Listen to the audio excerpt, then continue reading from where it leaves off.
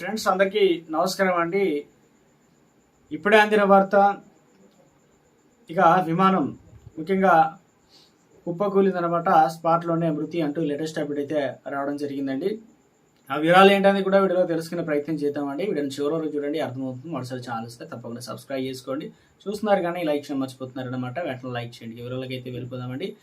So ముఖ్యంగా చూసుకున్నట్లయితే central పోలాండ్లో రాడామ్లో వైమానిక ప్రదర్శన కోసం రిహార్సల్ చేస్తున్నటువంటి సమయంలో పోలీస్ అనగా వైమానిక దళానికి చెందిన F-16 ఫైటర్ జెట్ నియంత్రణ అయితే కోల్పోయి కింద కుప్పకూలిందనమాట. ఇందులో వచ్చేసి ఈ ప్రమాదంలో స్పాట్లోనే ఒక పోలీస్ ఆర్మీ పైలట్ మృతి అయితే చెందారనమాట.